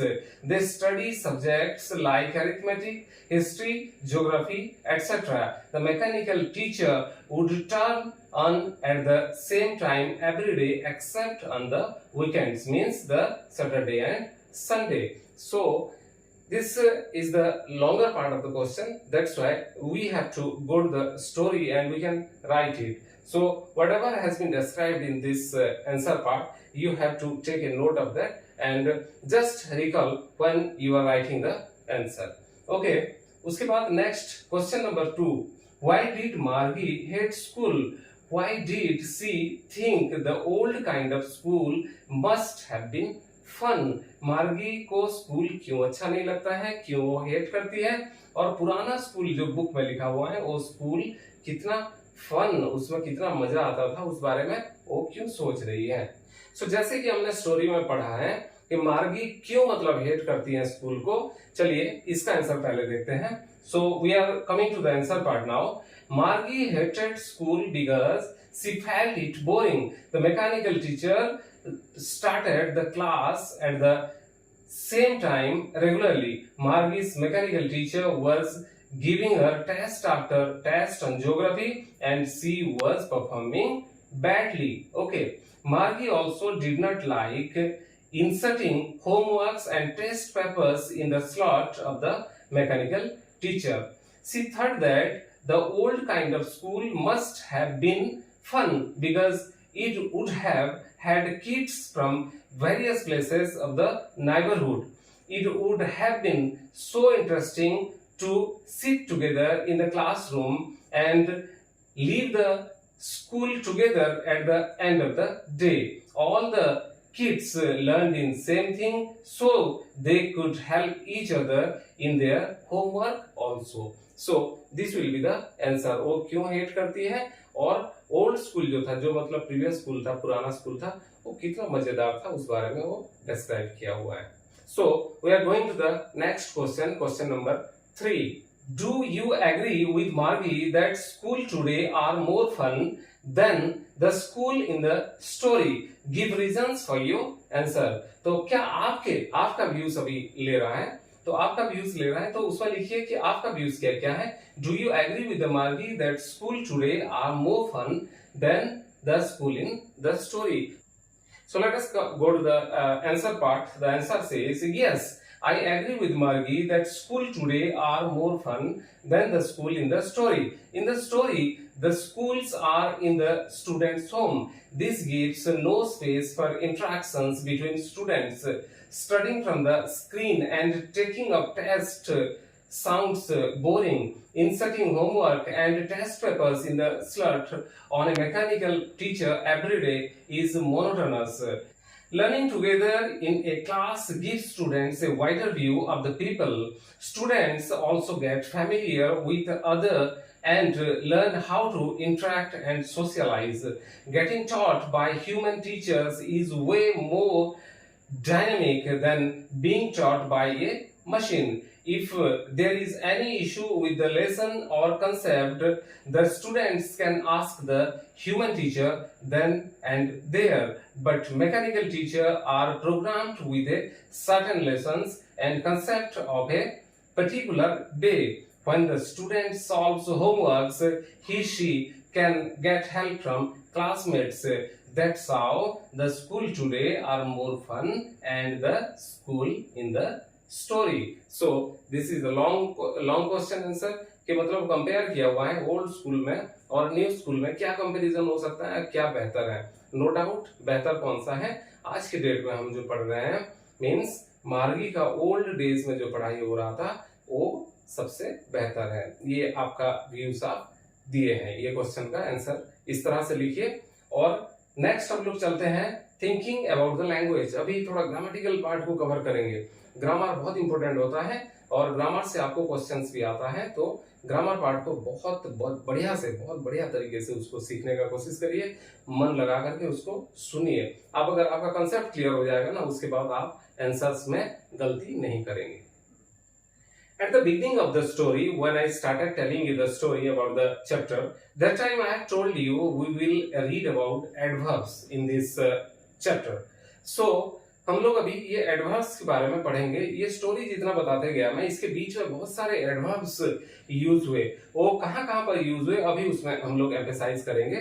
और adverbs क्या होता है, adjectives जो होता है, adjectives में जब हम लोग एल वाई जोड़ देते हैं, जब एक एडजेक्टिव को का एल वाई जोड़ने के बाद उसमें क्या हो एक्शन को दिखाता है, मतलब उस एडजेक्टिव का एक्शन को दिखाता है. जैसे एक वर्ड आपको याद आ रहा होगा नॉनचैलेंट, नॉनचैलेंटली. नॉनचैलेंटली एक एडवर्ब है. ओके, तो nonchalant is adjective, so adjective plus L Y is equal to adverb. So let us go to the chapter now, not chapter, let us go to the question and answer part now.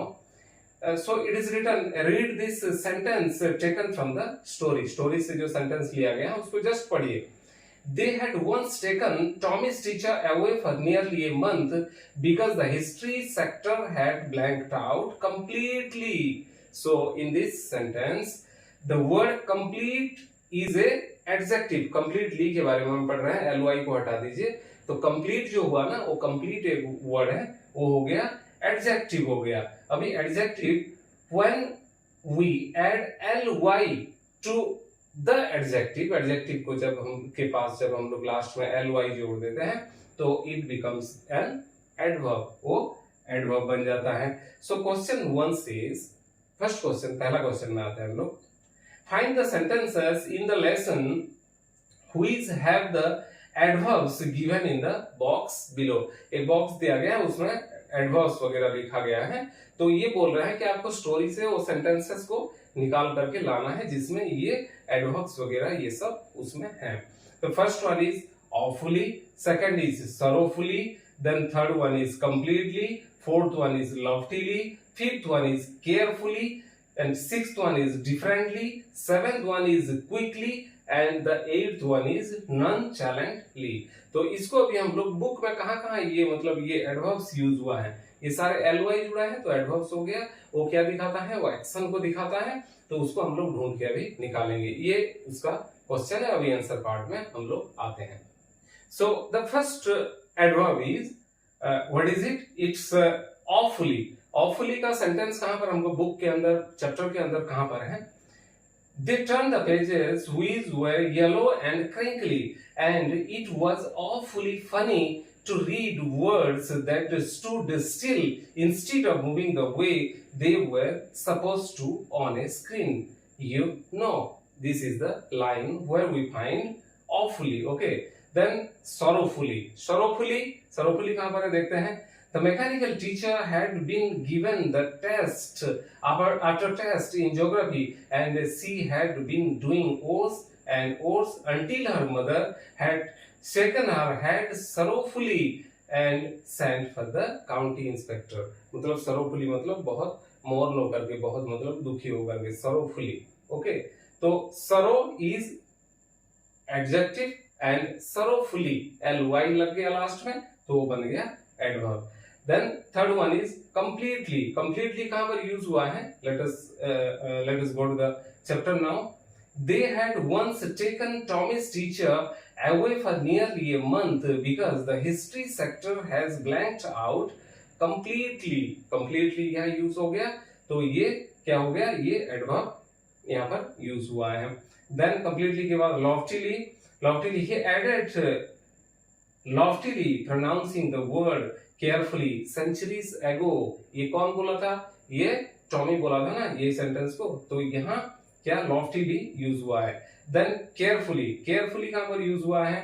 He added loftily pronouncing the word carefully centuries ago. Same word में loftily भी use हुआ है and carefully भी use हुआ है centuries अगो, जिसमें Tommy बोला है वो वर्ड में। डिफरेंटली, डिफरेंटली कहां पर यूज हुआ है? Differently, but my mother says a teacher has to be adjusted to fit the mind of each boy and girl it teaches, and that each kid has to be taught differently। differently का यहाँ पर use हुआ है क्योंकि हर बच्चा अलग अलग तरीके से पढ़ाना चाहिए उनको, क्योंकि हर बच्चे का उनका कंडीशन अलग अलग रहता है, उनका माइंडसेट अलग अलग रहता है, उनका लेवल्स अलग अलग रहता है, तो वो उस तरह से पढ़ाई होना चाहिए उनका, ये उनका कहना था। यहाँ हुआ है differently. Then the word comes quickly. Quickly कहां पर यूज हुआ है? बुक में हम लोग चलते हैं चैप्टर में। चैप्टर में लिखा है I don't say I don't like it, Margie said quickly she wanted to read about those funny schools. ये कौन बोलता है? मार्गी किसको बोला है? टॉमी को बोला है। बुक के बीच में एक बार बोला है, जब टॉमी इरिटेटेड हो गया ना उस टाइम पर ये सेंटेंस बोला है, तो यहाँ पर क्विकली का यूज हुआ है। And the last one is nonchalantly. Nonchalantly कहाँ यूज हुआ है? मैं भी, ही सेड नॉनचैलेंटली। मैं भी कौन बोला था? टॉमी बोला था मैं भी। हाँ ठीक है, पढ़ते हैं, बाद में देखेंगे, बोला था ना मैं, तो उस टाइम पर उसने बताया था कि मैं भी, ही सेड नॉनचैलेंटली, मतलब बहुत ज्यादा इंटरेस्ट नहीं रखते हुए, उस जगह में वो यूज हुआ था। So now question number 2. Now use these adverbs to fill in the blanks in the sentences below. जो adverbs आपको मैं पहले बताया उस adverbs को इस blanks में fill करके ये sentence को complete करिए। तो sentence क्या है? पहला sentence है The report must be read dash so that performance can be improved. report को must be read मतलब उसको बढ़िया से पढ़ना चाहिए ताकि performance इंप्रूव किया जा सके रिपोर्ट को पढ़ने से। तो क्या होगा उसका आंसर? ये ऊपर वाला जितना भी एडवर्ब्स था ना, ये एडवर्ब्स में से क्या यूज हो सकता है इसमें से? आप देखिए, अगर हम लोग वहां केयरफुली यूज करते हैं, the report must be read carefully so that the performance can be improved. Carefully अगर रिपोर्ट को पढ़ते हैं तो ये केयरफुली जो है ना, ये वहां पर फिट होता है। Okay, so come to the next one. Next one says कि at the interview Sameer answered the questions just shrugging his shoulder. मतलब इंटरव्यू में समीर ने आंसर क्वेश्चन को किस तरह से आंसर किया, कौन सा वर्ड उसमें फिट बैठेगा। अगर हम लोग अगर उसको लॉफ्टीली यूज करते हैं, लॉफ्टीली मींस इन ए सुपीरियर वे, सुपीरियर वे में वो इंटरव्यू में जाकर के उसको वो क्वेश्चंस को आंसर किया। सर्जिंग हिज शोल्डर मतलब शोल्डर को मतलब उठा करके उसने उसको इस्तेमाल किया, तो इसमें फिट होगा लॉफ्टीली। The third one, we all behave dash when we are tired or hungry. हम जब hungry और जब tired रहते हैं ना, उस टाइम में हम लोग कैसे behave करते हैं? तो इस जगह में अगर हम लोग differently यूज करेंगे, adverb differently यूज करेंगे, तो ये सेंटेंस थोड़ा सा कंप्लीट होता है। चलिए देखते हैं differently यूज करके। We all behave differently when we are tired or hungry. Okay, ये सेंटेंस भी ठीक से कंप्लीट हुआ। Let us go to the next one. The teacher shook her head dash when Ravi lied to her. कि teacher को जब रवि मतलब झूठ बोला तो टीचर मुंडी को क्या किए? उनका मुंडी को क्या किए हो? वो अगर हम लोग वहां पर सॉरोफुली यूज करते हैं, क्योंकि टीचर को क्या दुख लगा होगा, दुखी हो गए होंगे वो कि मेरा एक स्टूडेंट मतलब झूठ बोल रहा है, रवि झूठ बोल रहे हैं, तो sorrowfully. So the teacher shook her head sorrowfully when Ravi lied to her. Ravi जब झूठ बोला तो उनका टीचर उनका माथा को sorrowfully मतलब बहुत दुख के साथ मुंडी ऐसे करके हिलाए. So let us go to the next one. Next one, I dash forgot about it. मतलब क्या यहाँ जोड़ने से ये सेंटेंस कंप्लीट होगा? कौन सा एडवर्ब जोड़ने से? उसमें कंप्लीटली है. कंप्लीटली को अगर जोड़ते हैं, देखते हैं. I completely forgot about it. मैं मतलब पूरा भूल गया, कंप्लीटली भूल गया. तो यहाँ कंप्लीटली फिट बैठेगा. Next one, when I complimented Revathi on her success she just smiled dash and turned away. Revathi को जब मैंने उसका सक्सेस पर मैंने उसको कॉम्प्लीमेंट किया, कि मैं बोला कि कंग्रेचुलेशंस या कुछ भी जैसे अच्छा कॉम्प्लीमेंट उसको किया, तो सी जस्ट स्माइल की, does and turn away smile करके क्या की और मतलब टर्न अवे. कौन सा एडवर्ब वहां फिट बैठेगा? नॉनचैलेंटली अगर हम वहां पर यूज करते हैं तो सेंटेंस होता है When I complimented Revati on her success, she just smiled nonchalantly and turned away. Nonchalantly मतलब उसको कोई इंटरेस्ट नहीं था. Showing no interest, उसको इंटरेस्ट नहीं था, उस तरह से उसने थोड़ा सा स्माइल किया और टर्न अवे मतलब वो टर्न करके दूर चली गई. Okay, so let us go to the next one. The president of the company is dash busy and will not be able to meet you.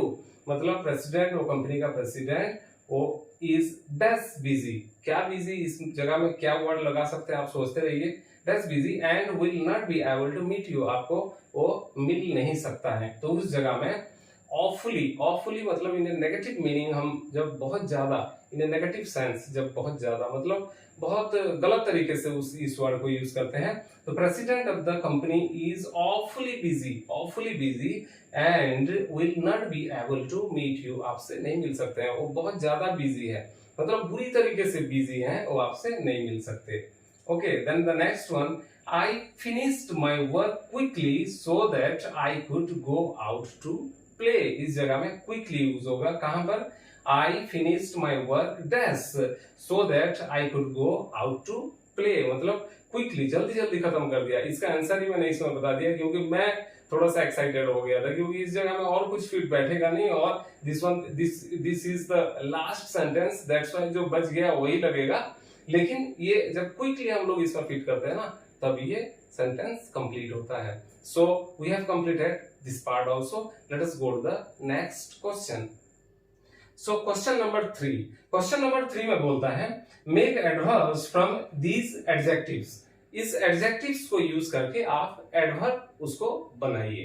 तो अभी इसमें एक नया चीज मैं सिखाने जा रहा हूं, जो कि इस आपका स्टोरी में भी यूज हुआ है, इस चैप्टर में भी यूज हुआ है. तो कभी भी कोई एडजेक्टिव में अगर उसका लास्ट जो अक्षर रहता है, वर्ड का लास्ट अक्षर जो रहता है, वो अगर वाई होता है, जैसे एंग्री, जैसे मैं लिखता हूं एंग्री, ANGRY, आपका लास्ट में क्या आया? ये वाई आया.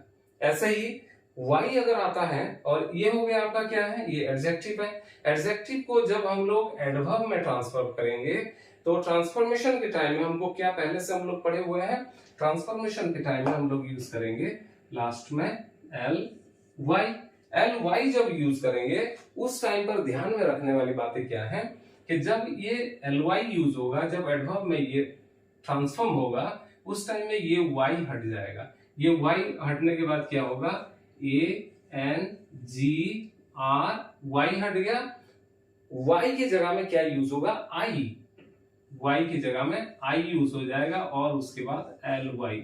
सो ये Y की जगह में क्या हो गया? ये I हो गया. तो ऐसे ही हम लोग चलिए आगे. इस जो क्वेश्चन आंसर है, इसमें बहुत सारे ऐसे लास्ट में जो ये शब्द का लास्ट में Y जुड़ा हुआ है, इस Y को हटा करके हम लोग ILY करेंगे, तो ये क्या हो जाएगा? ये एडवर्ब में कन्वर्ट हो जाएगा. बहुत ही सिंपल है, थोड़ा सा खाली ध्यान रखिएगा, Y की जगह में I जोड़ देना है. Let us go to the question answer part.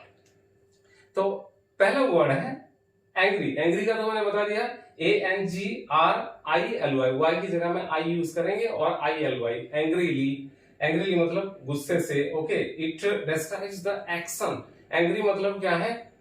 गुस्सा करना, एंग्रीली मतलब उसका एक्शन को बता रहा है। नेक्स्ट हो गया second one is happy, happy में HAPPY, वाई लास्ट है, वाई हट करके HAPPILY। ऐसे ही merry, merrily, sleepy, sleepily, easy, easily, noisy, noisily, tidy, tidily, gloomy, gloomily. सारे वर्ड्स के वाई हट जाएगा, वाई की जगह में आई हो जाएगा, आई होकर के LY लग जाएगा, तो वो बन गया एडवर्ब, एडजेक्टिव से एडवर्ब बन गया। बहुत आसान है, जस्ट दिमाग में रखिए कि आई को हटा करके वाई की जगह में जहां पर वाई है उस जगह में वाई को हटा करके आई लगा दीजिए और LY लगा दीजिए।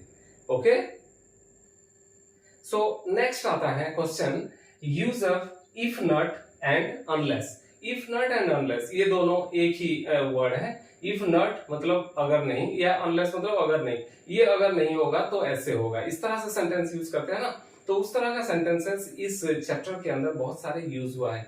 तो उसका यूज कैसे होता है उस जगह में अभी हम लोग थोड़ा सा एम्फसाइज करेंगे इसी क्वेश्चन एंड आंसर के माध्यम से। क्वेश्चन आंसर जस्ट एक आपको खाली एक व्यू देता है, लेकिन आप अगर इसका यूज एक बार आप अगर बढ़िया से सीख लेंगे ना तो लाइफ टाइम इसकी यूज होते रहेगी। तो लाइफ टाइम यूज होने के लिए आपको क्या करना होगा, थोड़ा सा इस पर फोकस करना होगा, एम्फसाइज करना होगा। तो चलिए हम लोग एक सेंटेंस को देखते हैं, इसमें कैसे हुआ है। Complete the following additional sentences, use the correct form of the verb. ये क्वेश्चन दिया है, इसमें क्या फर्स्ट दिया है, if you don't go to Anuj party tonight dash dash dash dash dash. तो उस डैश को कंप्लीट करने के लिए हमको क्या करना होगा कि हम लोगों ने जैसे जाकर के इसमें आंसर पार्ट में if I don't go to Anuj party tonight she will get irritated, मतलब वो इरिटेटेड फील करेगी। ओके, तो सेंटेंस कैसे फॉर्म हुआ देखिए। पहला पार्ट में हम लोगों ने क्या किया, इफ नॉट यूज हुआ, ये देखो if not, if I don't means if not use हुआ, उसकी जगह में अनलेस भी यूज हो सकता है। तो उस पार्ट में क्या हुआ, अगर इफ नॉट यूज हुआ तो वो प्रेजेंट टेंस में रहेगा। वो क्या दिखा रहा है, वो कंडीशन को दिखा रहा है, अभी का कंडीशन, मतलब अगर नहीं जाओगे तो, अगर नहीं जाओगे तो वो कंडीशन को बता रहा है। नेक्स्ट पार्ट में क्या आता है, सी विल गेट इरिटेटेड, विल क्या यूज हो रहा है, विल, विल मींस फ्यूचर, मतलब वो रिजल्ट को दिखा रहा है, और रिजल्ट क्या मिलेगा उसका। तो ऐसे ही सेंटेंसेस होता है, अगर ये नहीं करोगे तो ऐसे होगा, होगा मींस फ्यूचर में होगा। तो फ्यूचर जो सेकंड पार्ट रहता है ना सेंटेंस का, वो फ्यूचर हो जाएगा, और पहला पार्ट जिसमें इफ नॉट यूज हुआ है या अनलेस यूज हुआ है वो पहला पार्ट हो जाएगा प्रेजेंट टेंस में। So let us go to the question answer part now. So first of all I told you that if I don't go to Anu's party tonight, she will get irritated। और क्या लिख सकते हैं, she will become angry on you, she will cry। Okay, so आप कुछ भी लिख सकते हैं, लेकिन उसमें क्या होगा, will, फ्यूचर टेंस में हो जाएगा। Next one, if you don't telephone the hotel to order food, क्या होगा, अगर आप होटल को फोन नहीं करोगे खाना ऑर्डर करने के लिए तो क्या होगा। अभी तो ये कंडीशन है, अगर नहीं करोगे तो फ्यूचर में फिर रिजल्ट आएगा, उसका रिजल्ट के लिए हमको इंतजार करना पड़ता है ना, तो उसमें विल यूज होगा। तो क्या होगा, इसमें आंसर जैसे दिया है, you will miss your meal, मतलब तुम तुम्हारा मील मिस कर जाओगे। अगर तुम होटल को फोन नहीं करोगे खाने के लिए तो तुम्हारा मील तुम मिस कर जाओगे। तो फ्यूचर बता रहा है, कंडीशन पहले बताया, सेकंड उस तरफ क्या बता रहा है, वो रिजल्ट बता रहा है। Third thing, unless you promise to write back, unless, if not की जगह में अनलेस यूज हुआ है, unless you promise to write back I will not write you another letter. तो क्या बोल रहा है, अगर तुम प्रॉमिस नहीं करते हो लिखने के लिए, मैं अगर लेटर भेजता हूं तो तुम लिखने के लिए प्रॉमिस नहीं करते हो, तो मैं फ्यूचर में तुमको लेटर भेजूंगा ही नहीं। मतलब क्या है, रिजल्ट क्या होगा, मैं तुमको और लेटर नहीं भेजूंगा। ठीक है, तो पहला पार्ट में क्या हो गया, प्रेजेंट टेंस यूज हुआ, और next part of the sentence is in future tense, क्योंकि ये रिजल्ट को दिखाता है। The next one, if she doesn't play any games, she will become lazy। Okay, क्या होगा, पहला पार्ट में क्या बोल रहा है, if she doesn't play any game, मतलब अगर वो किसी तरह का गेम नहीं खेलेगी तो पॉसिबल रिजल्ट्स क्या होगा, she will become fat, she will become lazy, her playing skill will get worse, जो यूज हुआ है जैसे इसमें हमारा चैप्टर में जैसे यूज हुआ है, तो उस तरह से आप कुछ भी लिख सकते हैं। इसमें मैं खाली एक एग्जांपल दे रखा हूं, कि आप इस तरह से लिख सकते हैं। आपके दिमाग में जो आ रहा है विल यूज करके उस सेंटेंस को आप कंप्लीट कर दीजिए। चलिए नेक्स्ट क्या बोलता है, unless that little bird flies away quickly the cat will pounce on it and kill it. मतलब क्या बोल रहा है, पहला सेंटेंस का पहला पार्ट में बोल रहा है unless that little bird flies away quickly. Quickly अगर वो छोटी सी जो पंछी है ना वो अगर उड़ नहीं जाएगी तो the cat will pounce on it and kill it, तो उसके ऊपर क्या करेगी, बिल्ली झपट्टा मारेगी और उसको मार डालेगी। ठीक है, तो उस जगह में आप और भी लिख सकते हैं unless that little bird flies away quickly the cat will kill it. Cat उसको मार सकती है। ठीक है, तो उस तरह से कुछ भी यूज कर सकते हैं। So we have come to the last of this chapter, question answer section, और उसके बाद एक राइटिंग स्किल आपका देखा जाएगा। तो राइटिंग में क्या हो गया, questions, a new revised volume of Isaac Asimov's short stories has just been released. Order one set and write a letter to the publisher.